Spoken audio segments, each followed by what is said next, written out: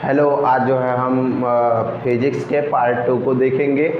प्रकाश का परावर्तन था अपवर्तन पार्ट है, पहला लेसन है। तो देखिए पार्ट 2 है और पार्ट 2 में हम देखते हैं प्रकाश के गुण। प्रकाश का गुण जो हो था वो क्या हुआ था, वो 3 प्रकाश के गुण के बारे में बताए थे अगले वीडियो में। अब देखिए प्रकाश का चौथा गुण क्या है। प्रकाश पारदर्शी माध्यमों में गुजर सकता है। पारदर्शी माध्यम किसको कहते हैं? हम समझते हैं कि पारदर्शी माध्यम किसको कहा जाता है कि ऐसे माध्यम जिनमें प्रकाश होकर चला जाए वे आपके पारदर्शी माध्यम कहलाते हैं। जिनमें से होकर प्रकाश चला जाए, जिन चीज़ों में से होकर प्रकाश चला जाए वो आपका पारदर्शी माध्यम होता है, वो आपका पारदर्शी माध्यम होता है। तो भाई पारदर्शी माध्यम है तो उन माध्यमों से क्या है, प्रकाश चला जाएगा। तो जैसे पारदर्शी माध्यम कौन कौन से होते हैं? कांच है भाई, कांच में आप जानते हैं कि प्रकाश इस पार से उस पार चला जाता है। वायु में प्रकाश जो है पूरी तरह से चला जाता है। देखिए परंतु अपारदर्शी माध्यम कहने का मतलब है कि ऐसा माध्यम जिनमें से प्रकाश आर पार नहीं जा पाता है, जिनमें से प्रकाश आर पार नहीं जा पाता है, अर्थात इस पार से उस पार न जाने पाए प्रकाश, तो वो आपका अपारदर्शी माध्यम होता है। जैसे लकड़ी है भाई, लकड़ी के आर पार थोड़ी प्रकाश लाइट जाती है, और लोहा के भी आर पार प्रकाश नहीं जाती है। तो ये लोहा, लकड़ी, ये सब आपके क्या है, अपारदर्शी माध्यम है। तो अब 5वां नंबर देखते हैं। विभिन्न मतलब होता है अलग अलग माध्यमों में प्रकाश की चाल भिन्न भिन्न होती है। प्रकाश निर्वात में भी चल सकता है। और देखिए जैसे हवा है तो हवा भाई माध्यम है, और पानी है तो पानी माध्यम दूसरा माध्यम है। जो प्रकाश की चाल होती है, कहने का मतलब स्पीड होता है, वो अलग अलग माध्यमों में अलग अलग होती है। पानी में कुछ और होगा प्रकाश की चाल, हवा में कुछ और होगा प्रकाश की चाल, लेकिन निर्वात में जो है प्रकाश की चाल कितनी होती है? निर्वात में प्रकाश की चाल 3 ×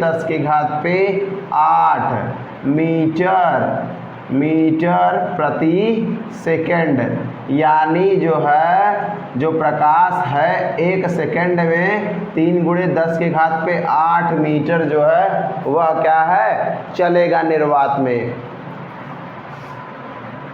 अब प्रकाश की छठवीं क्वालिटी के बारे में देखते हैं। जब प्रकाश एक माध्यम से दूसरे माध्यम में प्रवेश करता है तो प्रकाश अपने पथ से विचलित हो जाता है। जैसे मान लीजिए कि पानी है भाई, प्रकाश पानी में पड़ता है ना, तो पानी में क्या है, पानी में पड़ता है तो वह अपना रास्ता बदल देता है। पानी के अंदर रास्ता बदल देता है। मान लीजिए कि ये पानी है आपका, ये पानी है, ये आपका पानी है। मान लीजिए कि ऐसे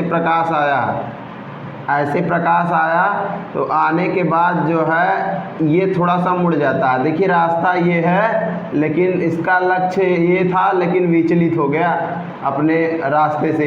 तो प्रकाश क्या है, प्रकाश एक माध्यम से दूसरे माध्यम में जाने पर वह क्या है, अपने पथ से विचलित हो जाता है, यानी अपने मार्ग से हट जाता है। अब चलते हैं, देखते हैं पारदर्शक माध्यम क्या होता है। पारदर्शक माध्यम क्या होता है? वे माध्यम जिनमें से प्रकाश का पूरा भाग आर पार चला जाए वो आपका क्या है, पारदर्शक माध्यम होता है।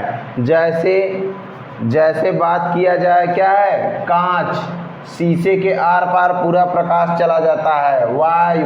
वायु के आर पार पूरा प्रकाश चला जाता है आराम से। तो क्या है ये कांच और वायु, कांच और वायु आपके क्या हैं, पारदर्शक माध्यम है। जैसे मान लीजिए कांच है, शीशा है, कभी होटलों में देखे होंगे आप, तो जब लाइट बढ़ती है तो कांच के बाहर भी रोशनी चली जाती है उससे, तो क्या है ये आपका पारदर्शक माध्यम है। पारभाषक माध्यम क्या होता है, जिन माध्यमों से प्रकाश का केवल थोड़ा सा भाग आर पार निकल पाता है वे आपके क्या कहलाते हैं, पारभाषक माध्यम कहलाते हैं। कहने का मतलब है उसके अंदर से प्रकाश का थोड़ा सा ही भाग बाहर जा पाता है, बाकी और भाग बाहर नहीं जा पाता है। ऐसे माध्यमों को पारभाषक माध्यम बोला जाता है। जैसे दूषित जल, गंदा जल है, गंदा पानी है, तो प्रकाश जो है पूरी तरह से उसके अंदर नहीं जा पाता है। और घिसा हुआ कांच में प्रकाश पूरी तरह से नहीं जा पाता है। तेलीय कागज कहने का मतलब है कि कागज पर लगा हुआ जो है, किसी कागज पर लगा हुआ तेल है तो उसमें से प्रकाश आर पार जो है क्या है पूरी तरह से नहीं जा पाता है, थोड़ा सा ही जा पाता है। ये सब आपके क्या है, पारभाषक माध्यम है। अब बात करते हैं अपारदर्शक माध्यम। अपारदर्शक माध्यम वे माध्यम होते हैं जिनमें से प्रकाश थोड़ा भी नहीं जाता है।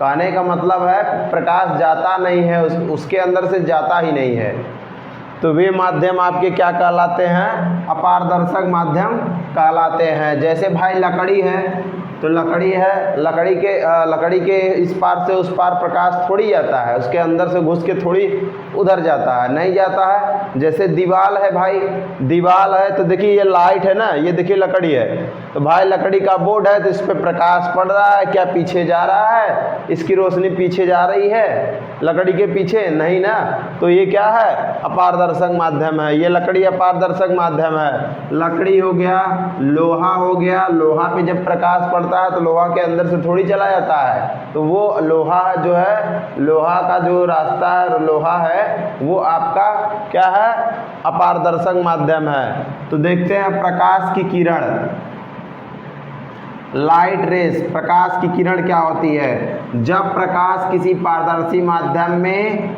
सरल रेखा में गमन करता है तब प्रकाश के पथ को प्रकाश का किरण कहते हैं। यानी कहने का मतलब है कि जब प्रकाश किसी पारदर्शी माध्यम में, कहने का मतलब है जैसे एकदम साफ पानी हो गया, कांच हो गया, उसमें से प्रकाश क्या है, उसमें से प्रकाश जो है अगर जाएगा तो प्रकाश का जो एकदम सीधा पथ होगा, जैसे मान लीजिए कि हवा में से ऐसे प्रकाश करके चला गया है, प्रकाश करके चला गया है, तो उसका ये जो रास्ता है यही क्या है, प्रकाश का किरण है, प्रकाश का किरण है। अब चलते हैं प्रकाश पुंज क्या होता है। प्रकाश पुंज क्या होता है, तो देखिए प्रकाश किरणों के समूह को प्रकाश पुंज कहते हैं। यानी जो प्रकाश चलती हैं, प्रकाश की किरणों के समूह को, यानी जितनी भी प्रकाश की किरणों के समूह हैं वो सब के सब प्रकाश पुंज कहलाएंगे। प्रकाश की किरणों के समूह को ही क्या कहते हैं, प्रकाश पुंज कहा जाता है। अभिसारी प्रकाश पुंज किसको कहा जाता है, अभिसारी प्रकाश पुंज किसको कहा जाता है, जब प्रकाश की आती हुई सभी किरणें एक ही बिंदु पर मिलती हैं तो ऐसे प्रकाश के किरणों के समूह को क्या कहते हैं, अभिसारी प्रकाश पुंज कहा जाता है। अभिसारी प्रकाश पुंज में ये होता है कि आती हुई, मान लीजिए कि ये पॉइंट है, आती हुई प्रकाश की किरणें सभी एक ही बिंदु पर मिलती हैं तो उन प्रकाश की किरणों को अभिसारी प्रकाश पुंज कहा जाता है। ये था आपका जो है पार्ट 2 और पार्ट 3 अगले वीडियो में बताएंगे। उम्मीद करते हैं कि आपको कुछ समझ में आया होगा। अगर समझ में आया होगा तो वीडियो को शेयर कर दीजिए। धन्यवाद।